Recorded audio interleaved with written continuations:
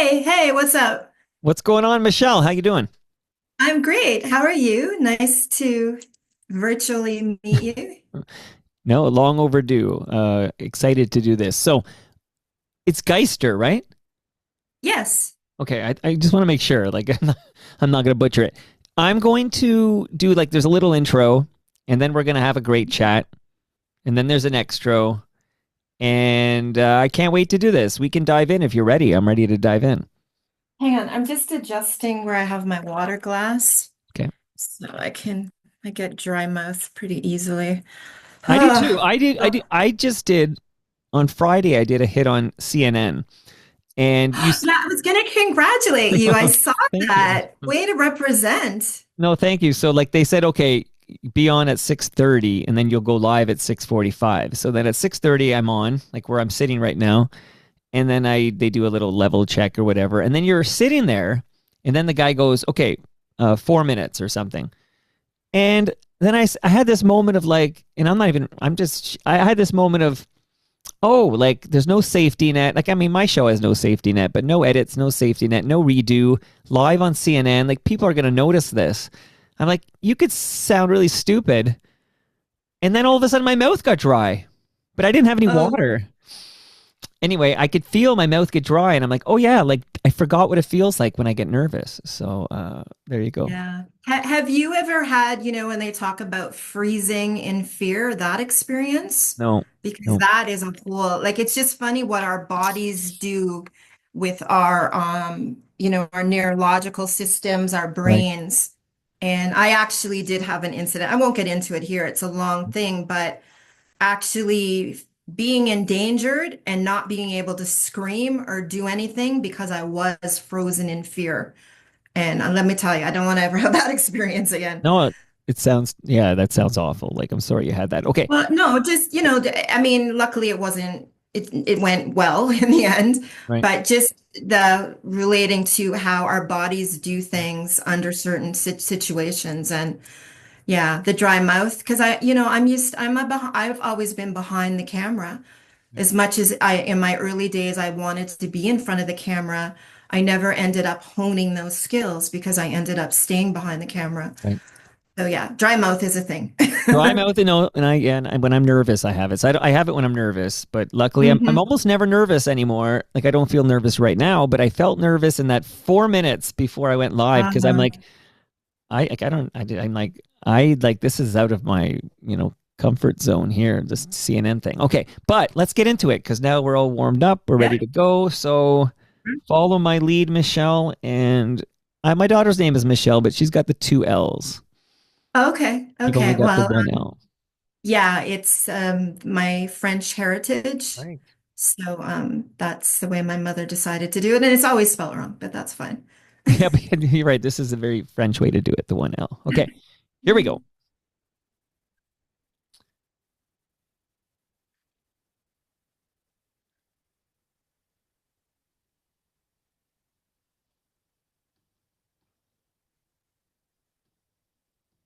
The revolution will not be televised, will not be televised, will not be televised, will not be televised. The revolution will be no rerun, brothers. The revolution will be live.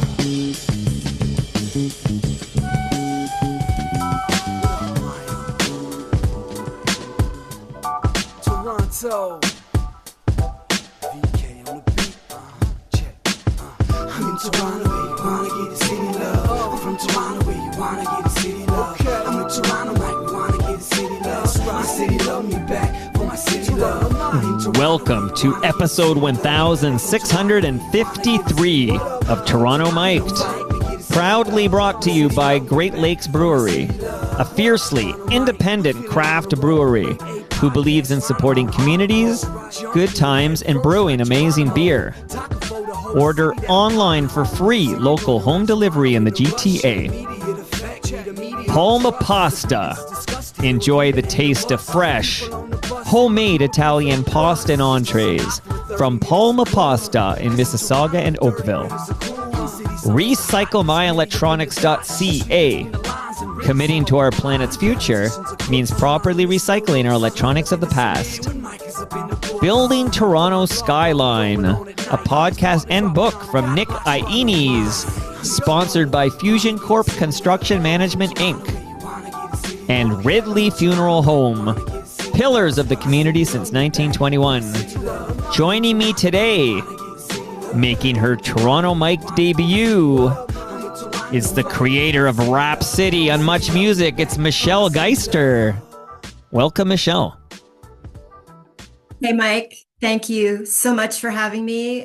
Greetings and salutations. And it's so cool to finally make this link with you. Yeah, I'm really jazzed about this convo. I had now we're going back a few years, but I had Michael Williams here in the basement. We were chatting and we were talking about you. And I think I reached out. I'm pretty sure I found you and I'm like, I invited you on and you were in Jamaica. Where do I find you today? Well, I literally just arrived from Jamaica, but Jamaica is my home base. But I'm in the Toronto area currently because we're remembering Rap City, the legacy of Canadian hip hop, this Saturday at the AGO. So that's Saturday, March 22nd, if you're listening in the future, 2025, 1 to 4 p.m. Rap City, the legacy of Canadian hip hop television. And here you are in my city, your former city, and we're still, doing this remotely. I couldn't get you in the basement. You got a busy schedule. Yeah, I apologize because I know the vibes would have been sweet to be there with you. I have to say that I became aware of Toronto Mike because you did a podcast with one of my mentors by the name of Carlton Riddenhauer, aka Chuck D. And one Wow. of my colleagues from the Chum City Much Music and even freelance music video days, Joel Goldberg, he said, "Oh, your name got mentioned. I need you to hear this." So yeah, that was how I became aware of your podcast all the way back in Jamaica. And it's great, 6 degrees of separation, really, right? Well, shout out to Jay Gold, okay, who created Electric Circus at Much Music Hmm. and a dear friend of the program. He also, and this will come up later because we're going to talk about Rap City. I got a bunch of questions, as you can imagine, but he also directed those early Maestro Fresh West videos. Yeah, Very and the cool. Dream Warriors, I worked on Dream Warriors with him. Mishimi, I worked on Mishimi with him. We had a few, we had a few crossovers there. Well, I'm gonna love this conversation. But back to Chuck D just for a moment. That even to this day, if you go to torontomic.com and you click guests at the top and you get the list of guests, you'll be added there later today. I got the picture I have there to show guests of Toronto Mike is Chuck D and I because man, and this will come up again later, but I love Public Enemy, one of my favorite bands of any genre of all time. And to speak with Chuck D in person was like just a mind blow dream come true. Well, I can very much relate. I mean, I was very privileged to get to interview him multiple times. And even more recently, during the 50th anniversary of hip hop, an article was written about me. And I reached out and got to be in touch with Chuck, and he gave us a quote for a Music Works article. And yeah, what a privilege to get to speak with him and really, really gain some knowledge from him over the years. So very grateful for that. And I'm also grateful that he always continues to, give me respect for the work that I did in promoting hip hop. That's what I loved about they only gave me 20 minutes with Chuck D. But you'll take 20 minutes of Chuck D over no time with Chuck D, right? So Yeah. but the names he dropped, I'm thinking Errol Nazareth, yourself, and just talking about, DJ Ron Nelson and just talking about these early days of hip hop. Like I just thought it was awesome. He knew the names, he knew the scene, he dropped some small town Ontario names. I can't remember. Did he Kitchener Waterloo? I can't remember. He dropped a whole bunch of interesting Yeah, names. I actually have footage of and a lot of these things are on YouTube. I actually grabbed a camera and went on the road with them to my hometown, which is Kitchener Waterloo, and went to their first show there. and it was incredible. The wonderful and longtime promoter Gary Stewart, who worked with the University of Waterloo and then went on to do his own projects, had his own club, all ages club. He actually was a big hip hop fan, and he brought the early tours, including Public Enemy, Ice-T, and the Rhyme Syndicate. So of course I had to go to my hometown and check that out. So, Michelle, how does a young woman from Kitchener Waterloo end up at Much Music? Could you help me with that path, getting you in the doors at 299 Queen Street West? Sure. You may have to edit me at some point because it's a bit of a long story. But I started doing television when I was in high school, about 16 years old. And we had a teacher, Lynn Myers was his name. He was involved with community television in Kitchener, and he got a group of us students together. I was like a jock and a drama nerd, so I was a combination of things, right? But I was very interested in this television thing. We got trained. We ended up doing a television show, and it was myself and some female friends, and then some of our classmates who were male. And it was funny because the guys wanted to do like a Monty Python series, and we wanted to do 60 minutes hardcore journalism. Anyway, we got trained, and I was the only one who stuck with it, volunteering, learning all the aspects of television, and eventually ended up working for the station. Music television was kind of just starting to come out with the new music, which was a very influential program in my life. And I was like, I want to do this. I want to do this. So by the time I was in college, I did different summer jobs with community television, honing my directing and editing and producing skills. But by the time I was in college, and I stayed in Kitchener to go to college, I was producing my own music television program called Video Syncrasies. And I would be going out, and here's another 6 degrees of separation. Yeah. While I was at college, my first music interview and I saw the clip the other day because somebody digitized my old Betacam reels from college days. My first interview was the Spoons. And I saw that you had Rob on the other day. He was here. Was it? Oh my God, was it yesterday? Yeah, it was. Yeah, He was yeah. here yesterday. Yeah, so when I saw that, I thought, oh my goodness, because these tapes have just come back into the light. And me there. And what had happened, it was someone else's student assignment.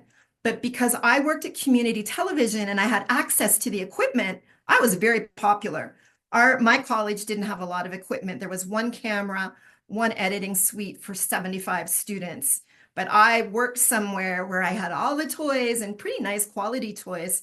So anyway, I ended up doing this interview with the Spoons and went back, stayed up all night because, of course, the deadline was the next day, and did my first kind of music television piece.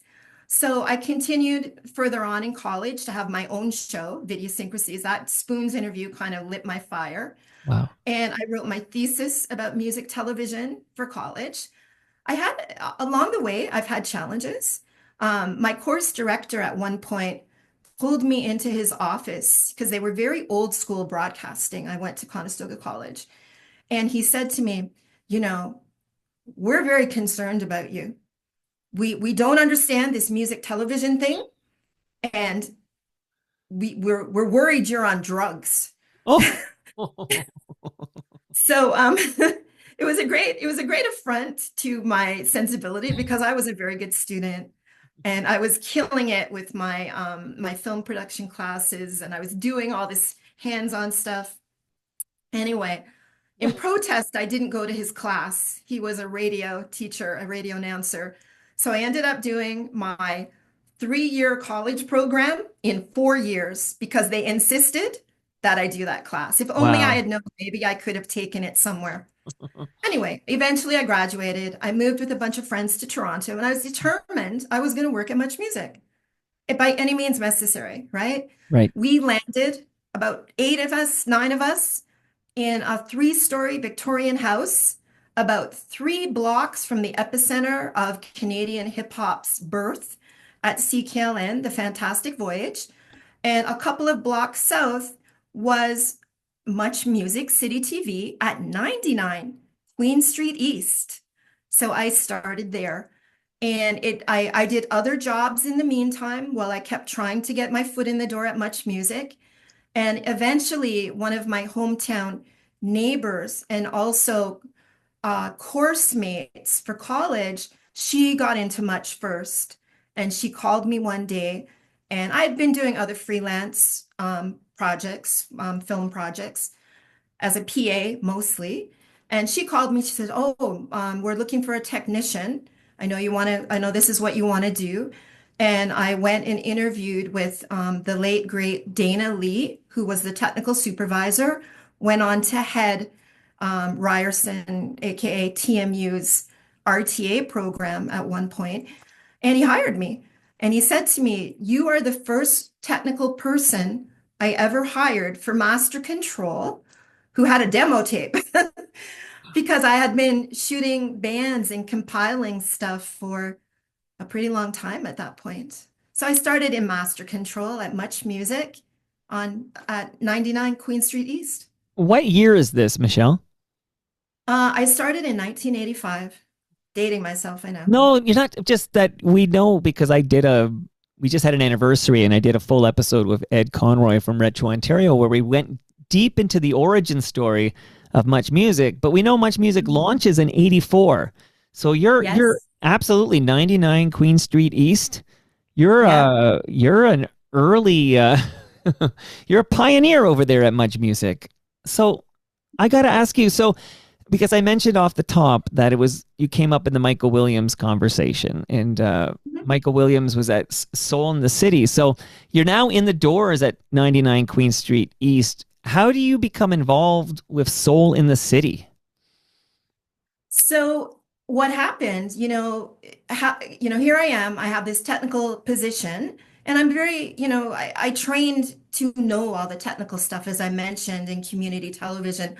I had done master control as a part-time job for years. So, I had the skills, but I also had been doing production for years, and I started volunteering my services. So Joni Daniels, who was a director at Much Music, was producing two very cool early features called Fashion Notes and Indie Street for Erica M. And I asked Joni if she needed any help. And she turned over the editing and the post-production of those features to me. So I'm doing my long, 12-hour job shift, and then in my spare time, I'm posting these weekly shows for her. Much Music Master Control in that very small studio was kind of a sliding glass door away from the production studio. And at that point, Music Plus, the French service, started broadcasting out of that studio. And it was an 8 p.m. to midnight shift. And then maybe you did some pre-production in the studio. I was rescued finally from Master Control by this incredible director, Rob Della Durante, who had them move me to be on his crew. So I became a live videotape operator for the Music Plus crew. In the meantime, I had met Michael Williams because he was VJing. He was doing the Much show. You're kind of just off to the side of the Much studios. And, we got talking. As Michael has said, we found out we both had crazy eclectic taste in music. I had already been DJing and before that spent a lot of time, going out. And I was always that annoying person who carried their own vinyl to the club and begged the DJ to play it. So Michael had put together, he was trying to work with an official Much producer on his radio show concept that he wanted to turn into Soul in the City. And the producer had put together a playlist, program list of music, and Michael wasn't happy with it. And he showed me, and it pretty much was a pop music list. And it had a common denominator that there were Black artists in it, but it wasn't really soul. It was pop. And as somebody very invested in music, all the genres, I was attuned to what he wanted. So I said, well, let me do it. So I commandeered my wonderful director, Robert Della Durante, who was pushing the rudimentary equipment we had at the time to do all kinds of amazing graphics. And I actually co-created Soul in the City with Michael. I did all the production work and producing and editing and directing and writing behind Soul in the City. Michelle, do you think you're getting, your due flowers on Soul in the City front? Because whenever I read about it, I read, of course, you're editing, you're producing, you're directing, but you don't get that co-creator credit for Soul in the City. Interesting, isn't it? It's interesting because I left Canada. I moved away almost 30 years ago. It'll be 30 years next month. I mean next year. And it's almost like there's erasure of things. And I to the point that I've seen people, like I've seen resumes posted online where people have claimed my credits, but I wasn't here. I wasn't in this space. And I guess, time passes on, people forget, and the star system that existed at MuchMusic, those of us who were behind the camera, we often didn't get, the exposure. But those who were there would know, and certainly Michael knows. Namagetti wrote a beautiful article in 2017, and that was the beginning of my story kind of coming to light because she wrote and shared what had happened. But all credit to Michael that Soul in the City began as his radio show in Montreal. But it took my production skills and know-how, and as well as my musical taste to add to the mix to actually create the program. And let the record show forevermore, you are a co-creator of Soul in the City. Thank you. Yeah, well, Thank I you mean, for it's never too late to set the record straight on these things, because we're going to get to a show where you are credited as creator, and it is just interesting to note that you don't receive that similar credit for Soul in the City, although you are often credited as a director, producer, editor. I know, and there's even like I now that I've been back to Canada a lot more and interacting, like I am trying to set the record straight in other ways. Like I know there's an academic who wrote something, and I was a little annoyed because it said I was a helper. I helped. And it's like, and I have to say this part too Yeah. that I left out. When I started Soul in the City, it was as a volunteer. So I still was working 40 hours a week for Music Plus, but then I was doing a full-on national television show at a very high, and Soul in the City was the first specialty show produced at MuchMusic because we kind of found out, oh, well, when Music Plus goes off the air, so MuchMusic went off the air at 8. We switched over to Music Plus, and then Music Plus finished at midnight. And we realized, oh, here's a little bit of production time to play on the toys and make some cool TV. And then everybody followed, but we were the first ones to actually do that. And I have to tell you, because I had a 40-hour a week job, I was getting a paycheck for, and doing this television show within 5 months of working for MuchMusic, I have to add. I knew every place to crash and have a nap in that studio. So when we moved to 299, for a long time, I'd catch a few Z's on Ziggy's couch, if you remember the couch for Ziggy's show. Of course, Until do I remember the couch for Ziggy's remember the show? Of couch? course, of course, So of course. Love Ziggy Lawrence until too. yes, I know, and I saw that she's on the list of guests that you've had on the Well, program. it's funny because she's been over a couple of times, but both times her personal driver was the aforementioned Joel Goldberg. Well, that makes a lot of sense. I get that. I mean, I think there's some very long-term relationships that were formed with the whole Chum City family, I would say. Well, Joel still works with Moses. Yeah. Yes, he does. He does, in fact. Shout out to the Yeah. Zoomerplex. Okay, so much ground here. Okay, because Mhm. can you share with me? Do you have a relationship to this day with Michael Williams? We have been in touch, not so much recently. Um, I always try to make sure that he gets his respect. I recently made sure that he was to be included in the Project T Dot exhibition. And I know that Janie Charles recently did his photo shoot. I saw it on his socials. So I had recommended that. So yeah, always looking out for Michael. Good. He's actually always been tight with the spoons. Speaking of the spoons, so I Yes, know. I noticed. Yeah, Go ahead. yeah. No, you go ahead because I was just going to point out that like I've seen the spoons in the last 20 years, and Michael Williams was like a part of it, like almost like the introduction would be by Michael Williams. He might do some DJing before the gig. Like he's tight with the spoons people. Very cool. There you Very go. cool. I wasn't fully aware of that, but that makes sense. Michael's always been this incredible musicologist, and his love of music has no barriers. So he loves everything. So yeah.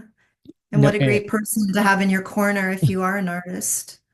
yeah, well-spoken guy, interesting guy, and sounds like you collaborated on Soul in the City.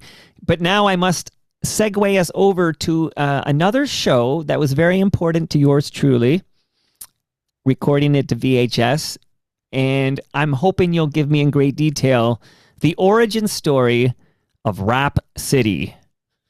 Can you see?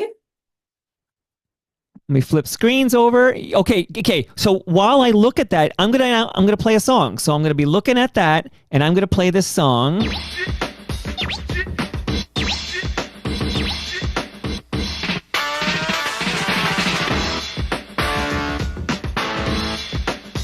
Funky.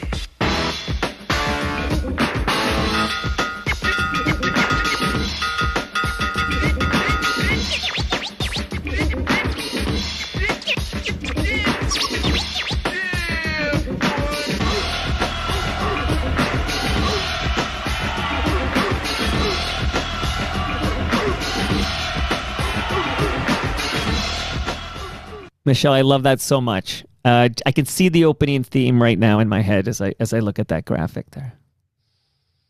Yeah, it's pretty cool. Shout out to Retro Kids who did t-shirts a couple years ago. And of course, being I don't know, the wannabe fashionista that I am, I took this t-shirt, had it cut out, added to a sweatshirt, and then had my friend added more graphics to it. RootsRhymesCollective.com, Rap City forever. Absolutely, Yeah. Rap City. So, okay, you're going to give me the origin story, but I'm going to ask you right off the top. Was BET already, did they already have the show called Rap City when you launched Rap City?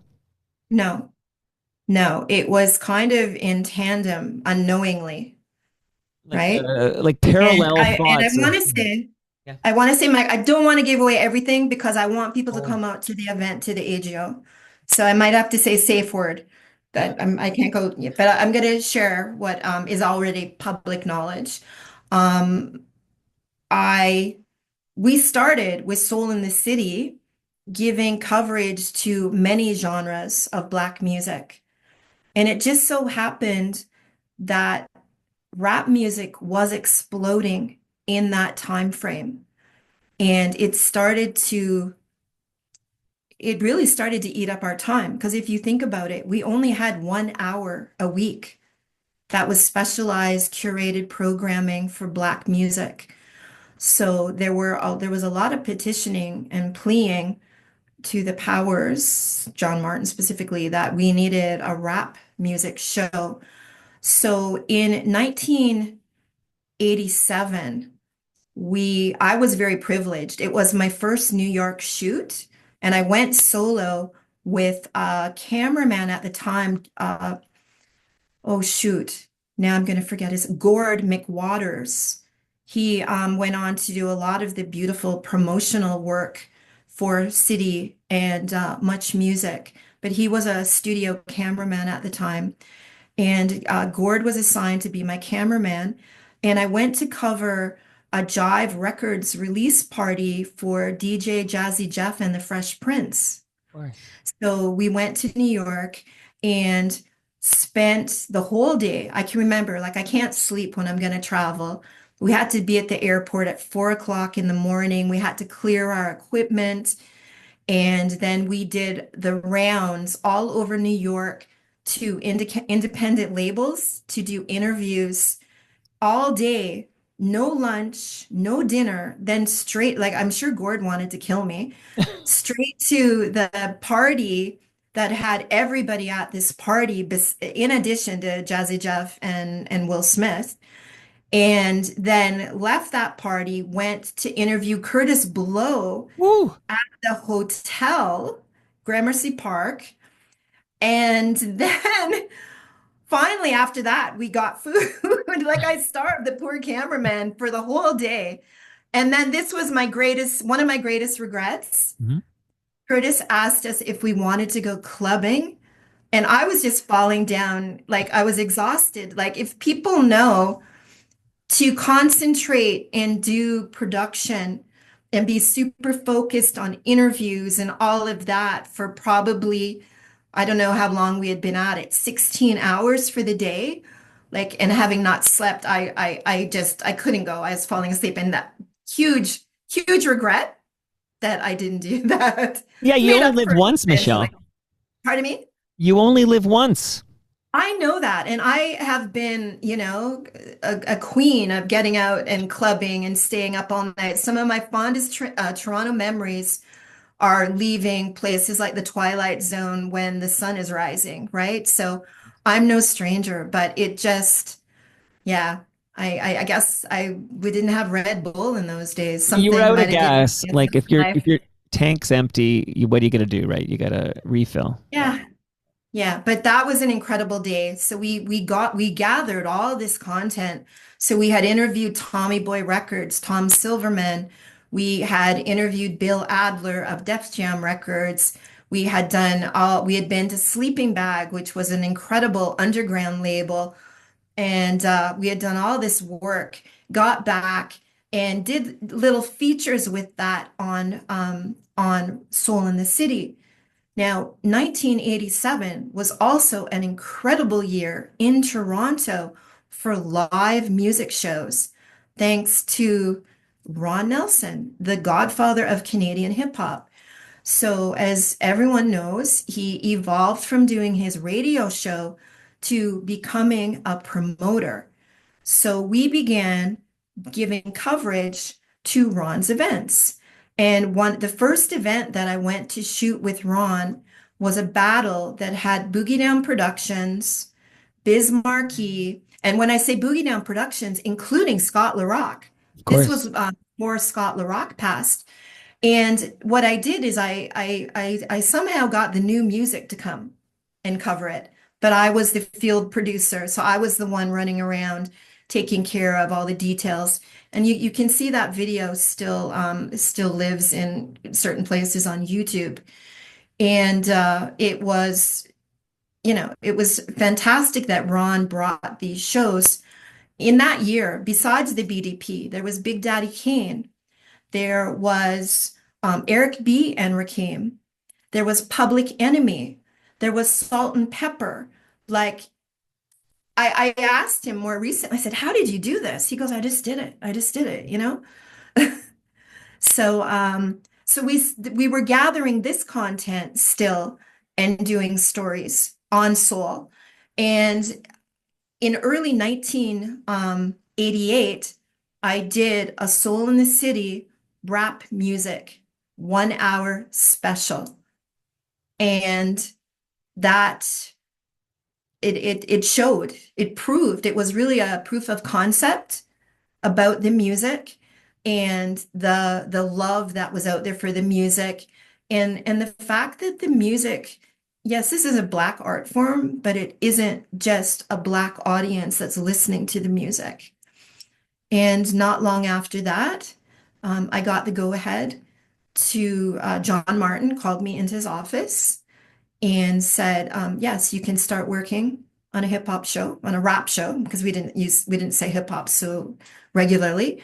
You can start working on a rap show. Come back to me with a list of names. So one night after my DJ gig at the Tasmanian Ballroom, I played downstairs and in what'd you call it? The cave dance floor downstairs. Shout out to David Prentice for believing in my musical taste. I got together with some hip hop head friends and we brainstormed names. I took the list to John and he liked Rap City, but he said, oh, we're going to spell it as one word, the way the new music was spelt as one word, the way that much music was spelt as one word.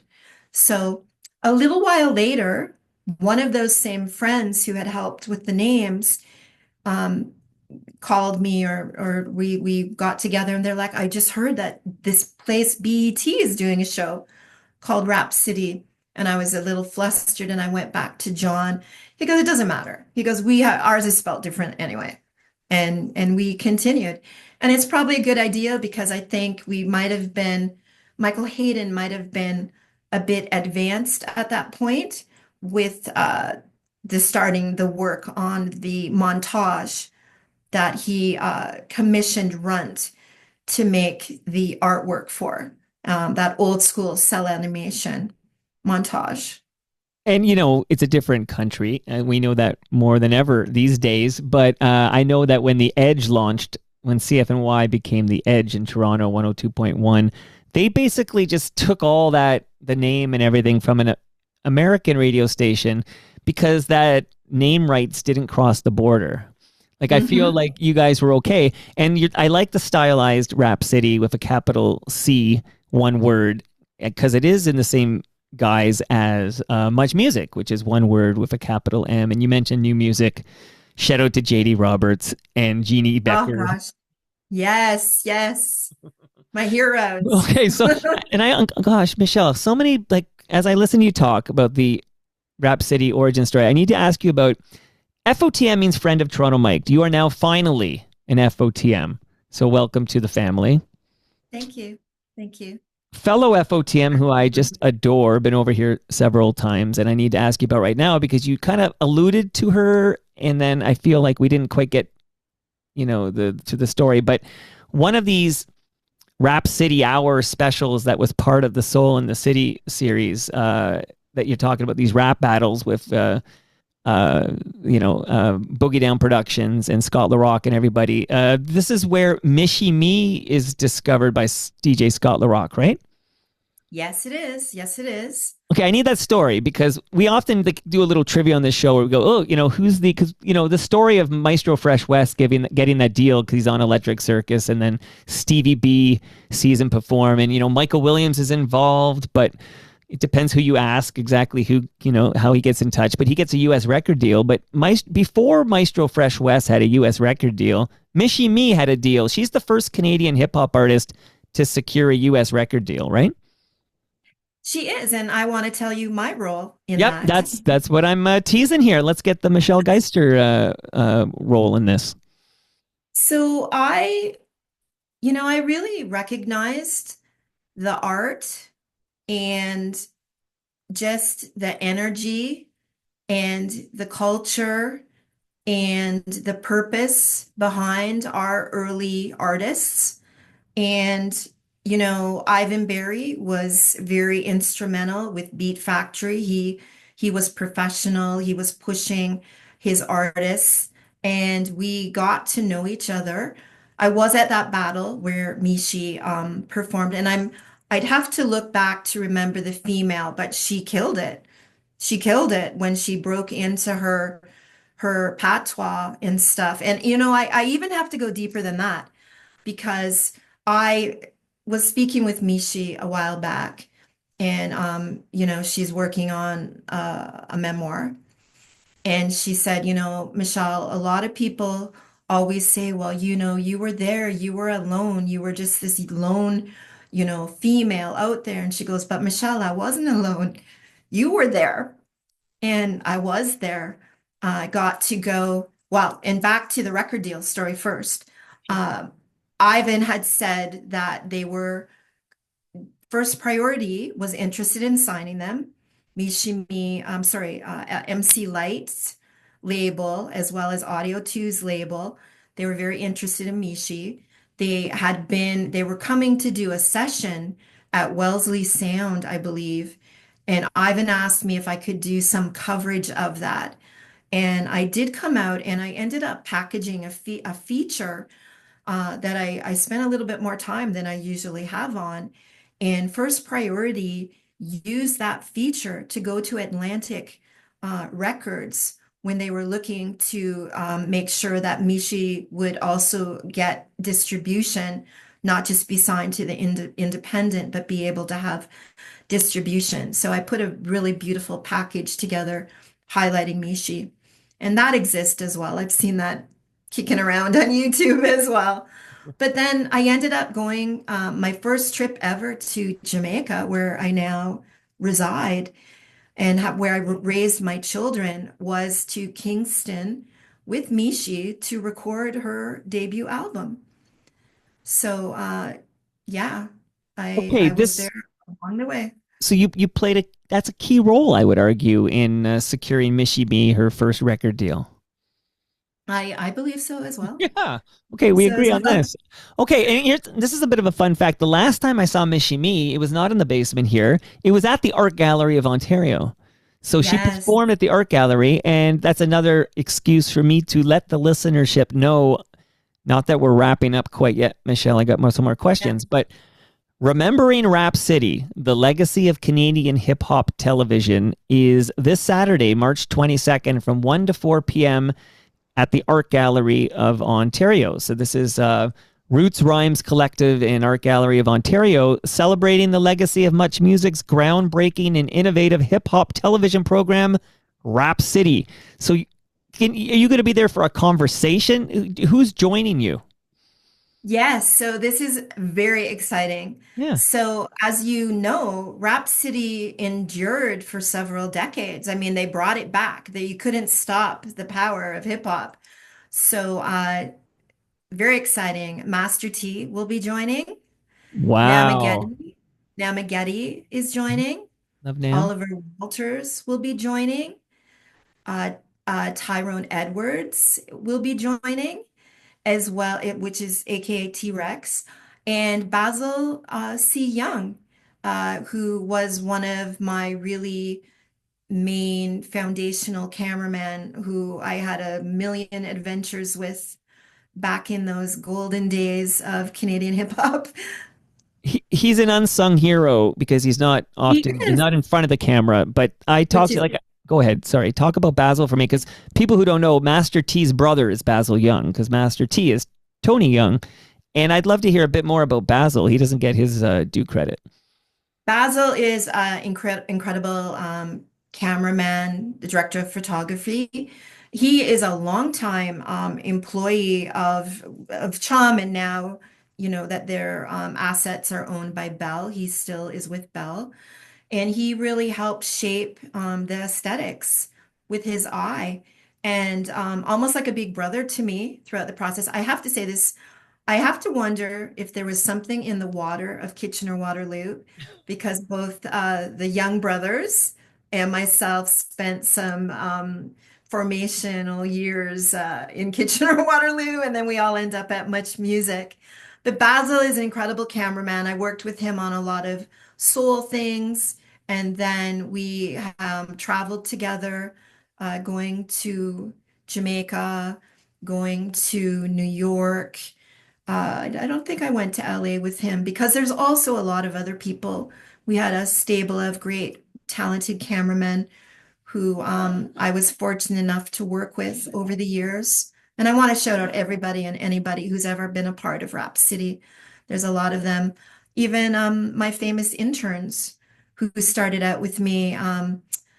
You may know them by the names Big C. Craig Mannix was my first intern. And following him was someone who is known today as Director X, but he was Little X in those days. I was going to ask you about Director X actually. So give me a little bit because Director X big deal now, but got his start with you. Yes, he did. Yes, he did. I used to see him at shows, and I have to say, for the popularity of RapCity, at one point, RapCity became a weekday show. So Monday to Friday is half an hour. And I was still producing Soul in the City. Like it did become my job. That was all I did. But at one point I was producing 2.5 hours of television a week. And in terms of the pre-production staff, it was just me. And the thing that's so important to remember in my time in those days, we did not have the internet. Right. We did not have we couldn't Google. We like literally and I thought of this recently too. I had the most serious magazine habit because I had to know what was happening and be on top of the next thing. But Right. I never knew I could have expensed those magazines. Like I might own Toronto real estate.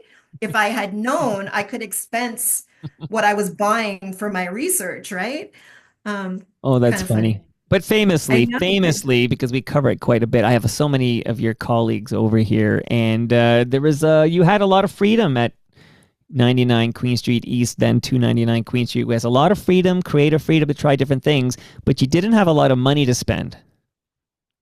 Yeah, I mean, other shows, I saw other shows come that followed us that did get, staffing and stuff. But maybe, I guess, because I could do it, I just kept, being able to manage.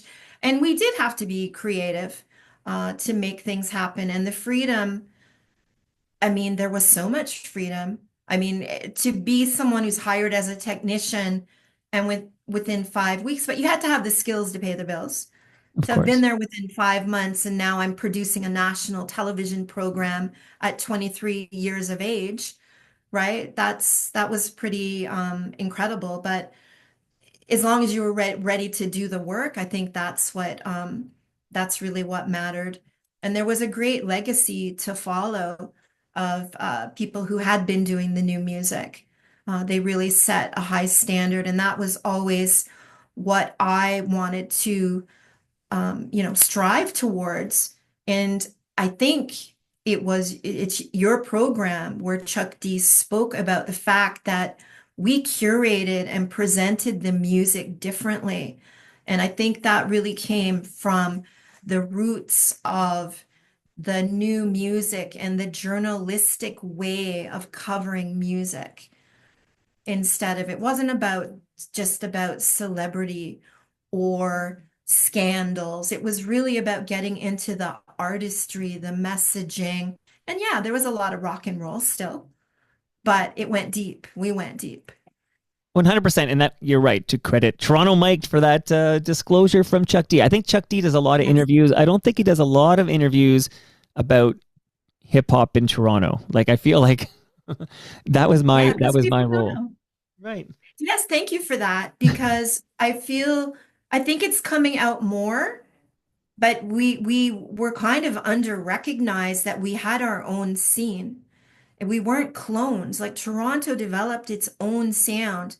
A lot of it thanks to the wonderfully creative West Indian community that we have.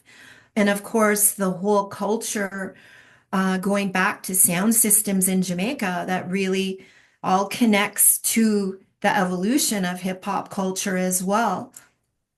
And now the legacy begins. Let me pepper you with some questions. And yes, you Oh, know where I'm going with that, but we'll get to that in a minute. But let me ask you about, you mentioned the name John Martin, and I never got the pleasure of meeting John Martin, but I've talked to so many people about him, and I get, some people have nothing but great things to say about him, and then there's people like Ziggy Lawrence who had a less than awesome experience of John Martin. But can you tell me about your experience with John Martin, who was running MuchMusic?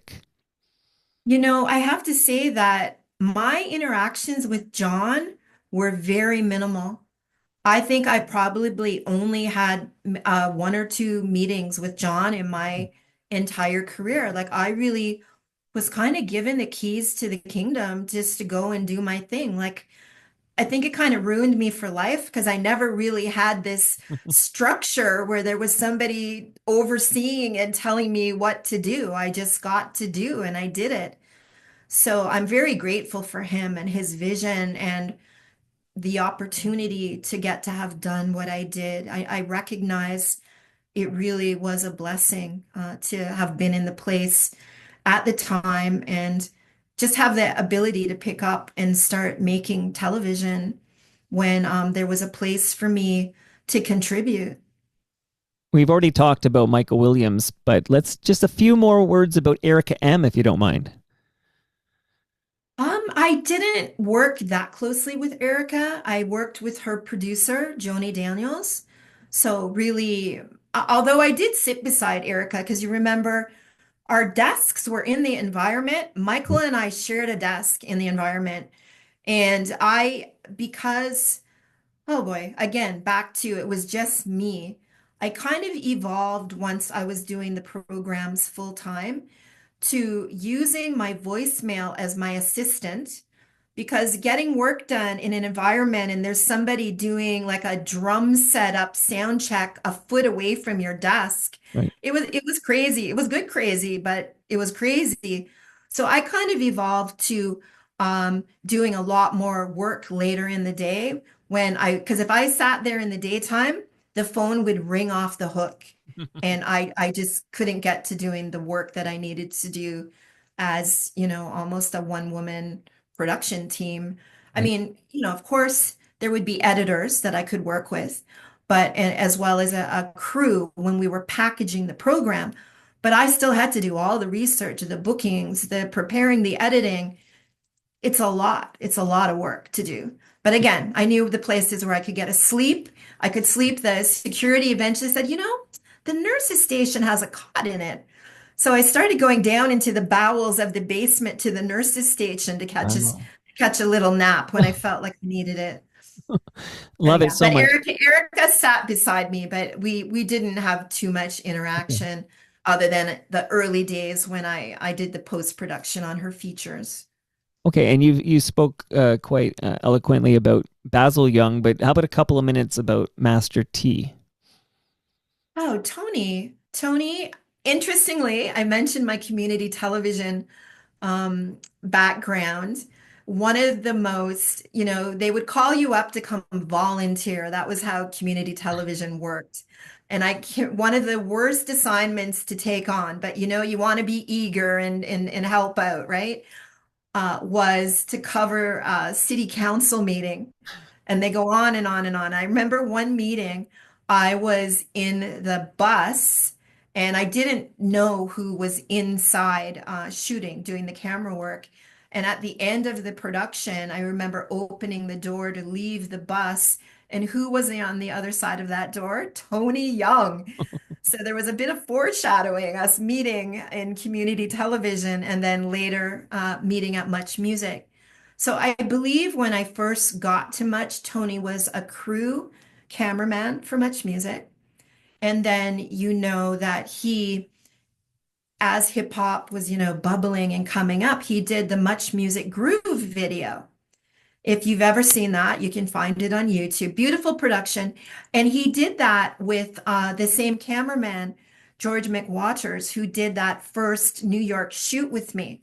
Really talented combination. I think they actually were on the same Much Music crew together because when Much was doing its live links during video flow, there would be two cameramen per crew who set up all the shots. So I believe they worked on the same crew together.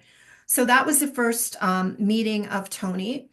I was there already doing RapCity or Soul in the City and RapCity when Tony started working on his extended mix production.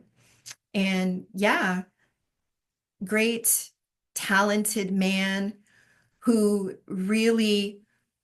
he really knew how to I give him so much respect for knowing how to navigate a system at a time when it wasn't always welcoming to persons of color. And he really knew how to, um, show with all his beautiful talents, his improv, his characters, and then evolve into this very, in-depth intellectual journalist with the kinds of interviews that he did. Yeah, much respect to Tony, and I'm very excited that he's going to be joining us for the AGO program.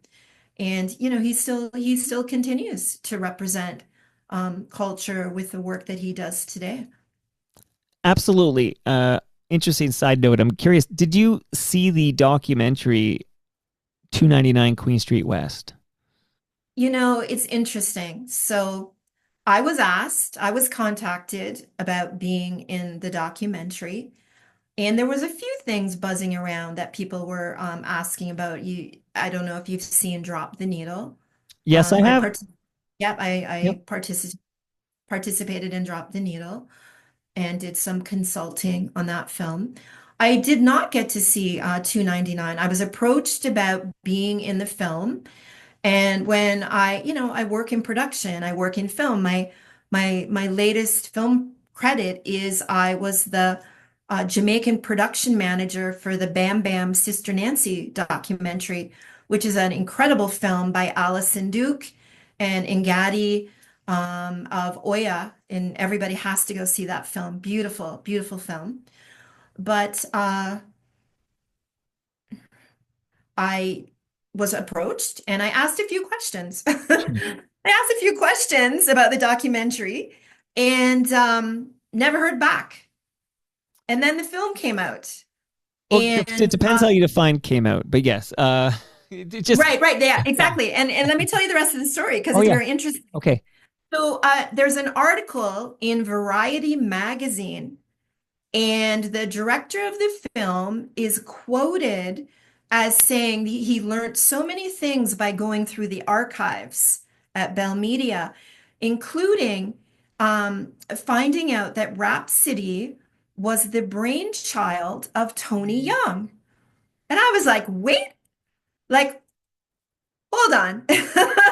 Like, big stop.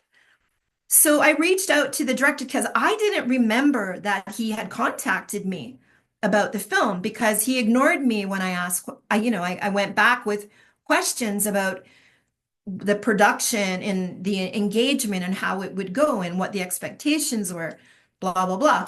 So I messaged him, he's like, oh yeah, I asked you if you wanted to be in the film. And I went back and I checked my message and said, yeah, but you didn't get back to me when I asked you questions.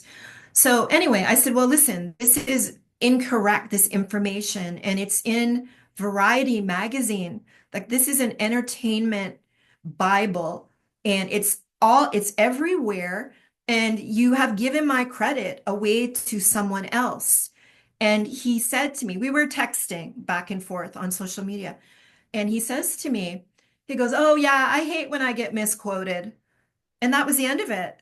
So luckily, at the time, I had a little bit of a publishing insight because this article was being written about my career for Music Works magazine.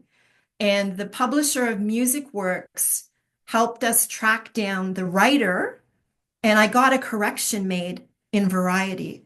But I thought at the time, you know, why couldn't the director, who obviously would have had the contact to the person who interviewed him, dropped an email and got a correction? Like it was very strange. And then I've heard, and of course, since the drama of the samples and the copyright not being handled in a way that the film could be released in a larger way than the premieres they did on that cross Canada tour that they did. I'd love to see it. I'd very much like to see it. So I have seen it because I was Mhm. invited to the Roy Thompson Hall premiere because the Right. director, his name's Sean Menard, he's been over here. Yes. We've had a chat about everything. But the reason I actually brought it up is because we're talking about Master T, and I'm friendly enough with Master T. He's been over here. I'm a big fan of Master T, and he didn't like. He was asked to be a part of this, and he said no. So Yes, I know this. yeah, he Yeah. said no. Martin. Whereas, for example, I'll just pick on, well, Eric M is heavily involved, I think, an executive producer title or something of that nature. And then you have, of course, Michael Williams, who's very involved, et cetera, et cetera. But, I've had on this very show Catherine McClenahan. Did you ever cross paths with Catherine McClenahan by any chance? I didn't, but I have listened. I listened to Erica's podcast with Catherine, and I was following online because, social media wise, I'm connected to Sure. many of my old colleagues at City Much Music. So I was seeing all the commentary and I heard about her disappointment because she too was miscredited. And this is it's kind of a sticky point for me in this day and age when there's so much more access to the media. And I feel that the word documentary gets used so much more lightly as opposed to maybe back in the day where your research and the credibility and the integrity and the having the correct information is so essential to being able to put that moniker documentary on a film. So I felt my heart was broken for Catherine that she was basically erased as being the first female VJ on Much Music. Yeah, absolutely. You said it there. And I do agree. The best example in recent history is this news that this very deep dive, warts and all documentary series on the extremely talented Prince was being shelved in favor of a quote unquote documentary that the family of Prince was going to be behind. And I think it's safe to assume there'd be no warts in that particular version. And yeah, the word documentary now, it seems like a lot of these documentaries are sort of like celebrities sanctioned PR pieces. Definitely, definitely. Yeah, it's become the new norm in the genre almost. And we're in this world where there's all these platforms that need to be fed with content. So I think there are corners that are cut in terms of integrity in some of these pieces that we see. A lot of propaganda. A lot of propaganda. Okay, so I realize now that we're at the hour mark, and I promise you, I am wrapping up here, but rapid fire here. Oh gosh. Any interactions with the visionary that is Moses Znaimer? I plead the fifth. Okay, then you can play the fifth on that because that is your right, of course. But then I have a follow up, which is any. I'm curious for what you thought of the time Moses Znaimer ordered Public Enemy off of Much Music due to anti-Semitism. People will have to read my book. Oh no! This is like Nick Sorry. Kiprio, so it's in the book. It's in the book. Okay, Sorry, it'll be in my book. Sorry. Yeah. okay. When this book is published, will you come back on to discuss? Definitely. Okay, Definitely. and you do know, Michelle, you get one Zoom. I kind of thought it was a Zoom from Jamaica. You get one. The next one, you got to be in the basement so I can give you your Palma pasta lasagna and your Great Lakes beer and your Ridley Funeral Home measuring tape. Well, I wanted to invite you to come to the AGO. I don't know if you're available on Saturday. You might want to bring a package with you. Oh, I don't know. You know, you got to earn that goods. You You got have to to be. earn it. You have to be I in the get that. basement. I would do that. I would make people earn it too. So and So, and sorry. no, Before I, it's gonna say. yeah, Oh please continue. no, I just wanted to give you your props for what you're doing. I love it. I love that you're documenting all this culture, telling people's stories, and really almost mom and pop support from really good brands. I think that's amazing what you're doing. And how many shows have you done? How many episodes now? This is 1653, I believe. Wow, that's a 16. lot of work. And I've wanted to have this conversation with you for a very long time. I love rap. I love Canadian rap. I was there for RapCity on Much Music, and I just said Michele Geister is somebody I want to speak to. So we're almost done here. We talked about Michie Me. So two more artists I just was curious if you had anything further to say about. One being Maestro Fresh Wes, who I think it's safe to say had the first hit Canadian hip hop song when Let Your Backbone Slide broke. Shout out to Joel Goldberg and his video with Dwight Drummond cameo in there.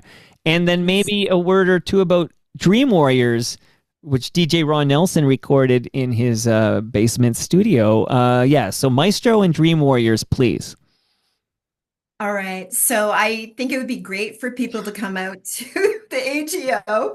Wait, you're going to be at One the of AGO this what weekend? What's going on? Okay, just kidding. Yeah, please remind so people. one of the things that we've done for the presentation is we've collected over 40 testimonials from people who were a part of the scene in all different kinds of ways. So, of course, Maestro is in there. And he actually recalls one of our first interactions. I don't want to give it away because it's going to be at the event.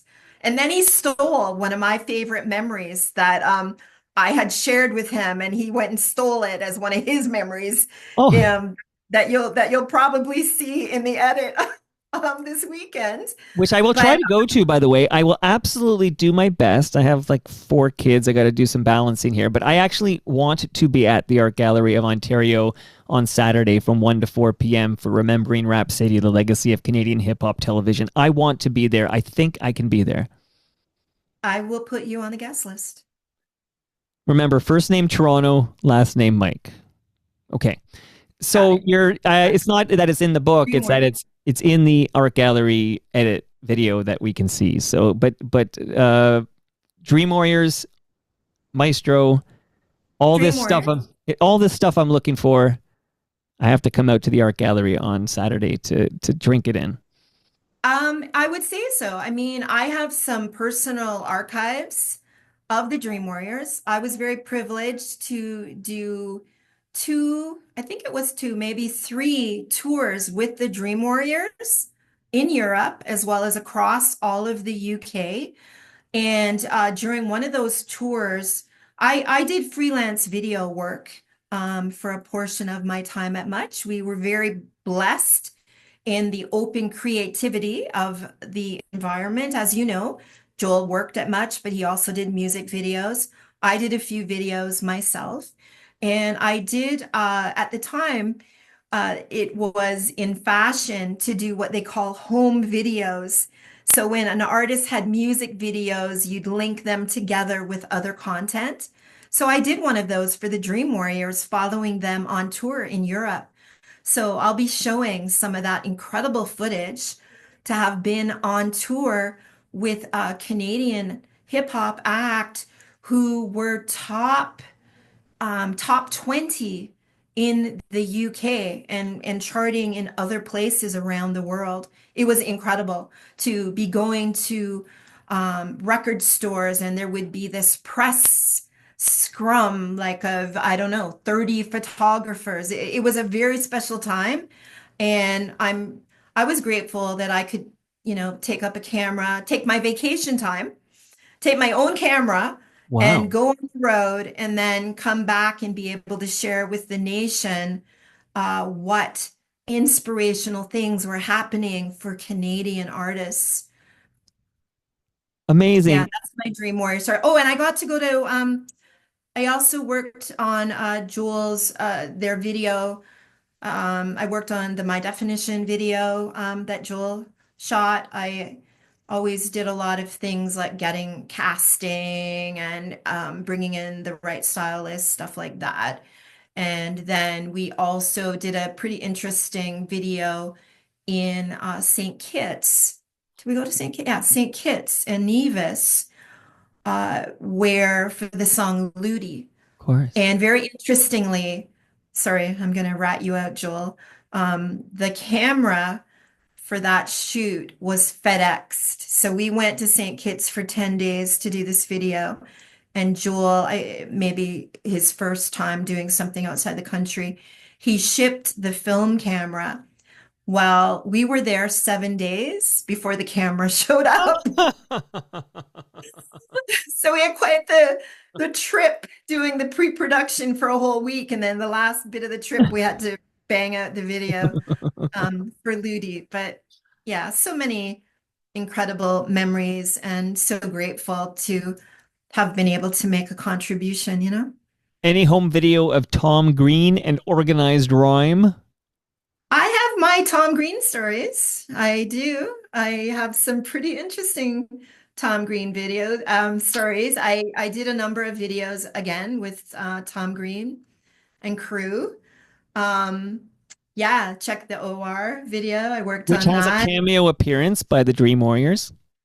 Yes, yes, because we went to Jane and Finch. We went to At Jane and Finch. the Food Um, City at Jane and Finch. Yes, we Because did. I was working at the Food City at Galleria Mall at the time. Oh, really? Oh, look at that.